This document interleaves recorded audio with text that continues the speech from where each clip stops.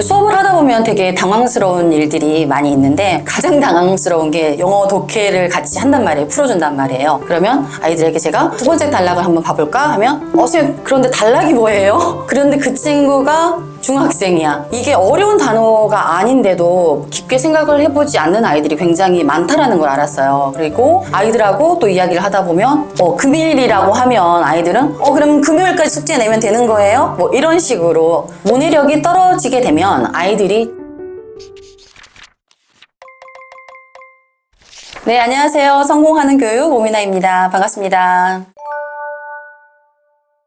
문해력이 낮으면 기본적으로 수업을 따라가기가 힘들어요. 그래서 우리가 기초 문해력이라고 해서 8세 이전이 굉장히 좀 중요한 시기거든요. 왜냐면 학교 가기 전에 문해력을 어느 정도 키워놓고 좀 완성을 시켜놔야 학교에 가면 적응이 빨라요. 문해력이 좋은 아이들이. 그리고 실제로도 교과서를 술술술 읽는 아이들은 선생님 말이 재밌기 때문에 집중도 하는데 한 줄도 읽기 어려운 아이들이 있거든요. 그런 아이들은 선생님 말을 들을 수가 없는 거죠. 그러니까 재미가 없어. 집중 떨어져. 그러면 당연히 공부하는데 힘들겠죠. 그런데 가장 중요한 포인트가 문해력이 떨어지게 되면 아이들이 자신감을 잃는다는 거예요. 하지만 우리가 성적보다 아이들 자신감 있게 뭔가를 하는 게 가장 중요하잖아요. 그렇기 때문에 문해력은 아이들의 공부 자신감을 키워주는 도구이고 또 성적에도 바로 연결이 되거든요. 그래서 어렸을 때부터 이 문해력을 키워줘야 하는 바로 기초적인 역량이라고 생각해요.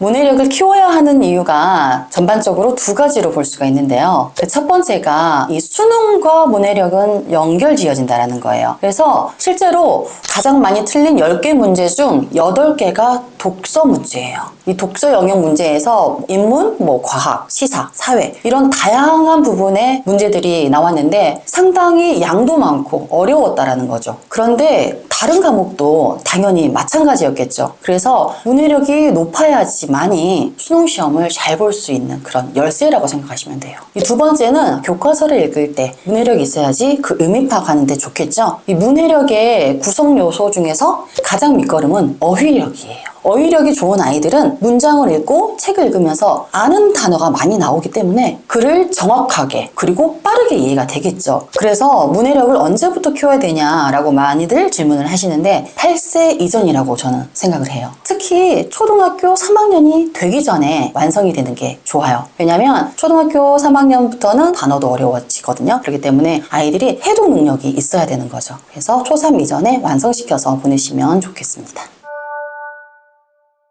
가정에서 간단하게 초등학교 저학년 같은 경우에는 어머니께서 독서 지도를 함께 해주시면 돼요. 그래서 아이가 독서를 하면서 모르는 단어가 있는지 체크도 한번 해주시고 그리고 질문을 하면서 잘 의미를 파악하고 있는지 이 정도만 해주셔도 우리 아이 문해력이 어느 정도 되고 있구나 아실 수 있어요. 그리고 저학년에서 이제 고학년으로 넘어간다 그러면 조금은 전문적인 테스트도 필요하거든요. 그래서 저는 추천드리는 게 그 독해력 책이 있어요. 또 학년에 맞는 독해력 책을 같이 문제를 풀고 문제를 잘 풀어나가는지 그리고 한 문단을 읽는데 얼마나 시간이 소요되는지 이런 것도 직접 체크해 주시면 고학년은 그런 방법으로 쉽게 측정할 수가 있는 거죠. 저희 센터에서는 문해력 테스트를 볼 때 이렇게 6가지 항목으로 테스트를 보는데요. 첫 번째는 공부한 내용을 비슷한 것끼리 묶을 수 있는 이 범주 인지 능력이 있는지를 먼저 첫 번째 체크를 해요. 두 번째는 어휘력인데요. 어휘력 같은 경우에는 단어를 보고 유추할 수 있는지 그 단어를 사전적 의미를 찾을 수 있는지 그리고 비슷한 유사어와 반의어까지 찾아낼 수 있는지 어휘력 테스트를 하는 거예요.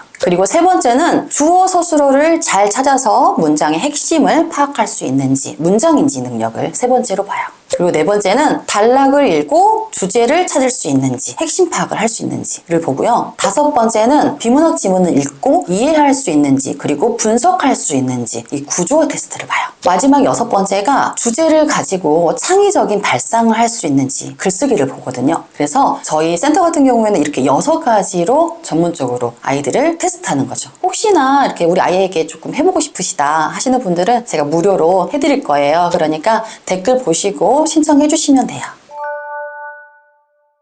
어린 시절부터 문해력을 키우는데 책만큼 좋은 게 없겠죠. 그래서 아이들이 어렸을 때는 다양한 책들을 읽혀주시는 거, 이게 가장 중요한 포인트예요. 그런데 이때 우리 부모님들이 알아두셔야 될 게 문해력을 키우기 위해서 책을 읽힐 것인지 아니면 배경 지식을 쌓기 위해서 책을 읽힐 것인지를 잘 판단을 하셔야 돼요. 왜냐하면 우리 부모님들이 우리 아이가 책을 읽겠다라고 하면 부모님이 원하는 책을 읽히고 싶어 하거든요. 예를 들어서 공부에 좀 도움이 되는. 그런데 아이들은 본인이 그걸 좋아한다면 상관이 없겠지만 흥미가 없다면 책을 안 읽어버리거든요. 그렇기 때문에 아이가 흥미있는 책으로 선정을 해주시면 좋아요. 부모님과 함께 주말이라도 도서관에 가서 아이가 책을 직접 골라보고 또 부모님도 같이 골라보고 이 방법을 추천드립니다.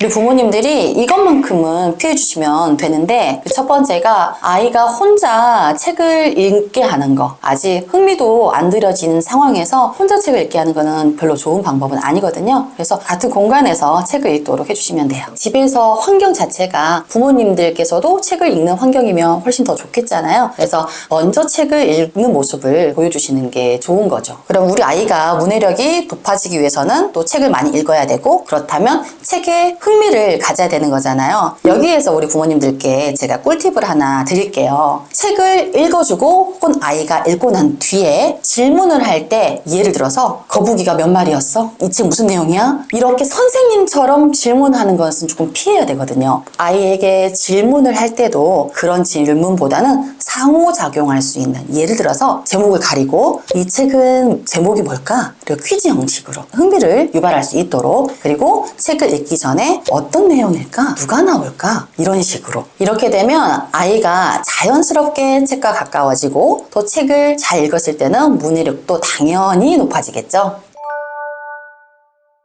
그럼 마지막으로 제가 요약을 해드릴게요. 우리 부모님들, 우리 아이들 성적이 떨어지는 이유가 제가 뭐라고 그랬죠? 바로 문해력 때문이라고 그랬잖아요. 저학년 자녀를 두셨다면 지금부터 아이들 책도 많이 읽혀주시고, 또 모르는 용어가 있다면 부모님이 함께 찾아서 아이가 잘 정리할 수 있도록 그렇게 지도를 해주시면 되고, 특히 8세 이전에 초등학교 가기 전에 문해력을 높여주는 것도 중요하다고 그랬죠. 그리고 초3이 되기 이전에 이때 아이들 문해력을 완성시켜 주는 게 포인트예요. 그리고 이제 고학년이 올라갈수록 문해력 테스트를 집에서 한 학기 한 번씩 정도는 해주시는 것을 추천드립니다. 그래서 문해력이 높아지면서 아이들이 수능이라던가 성적에 직접적인 영향을 받을 수 있도록 부모님들이 도와주시면 좋겠습니다. 지금까지 성공하는 교육 오미나였습니다. 감사합니다.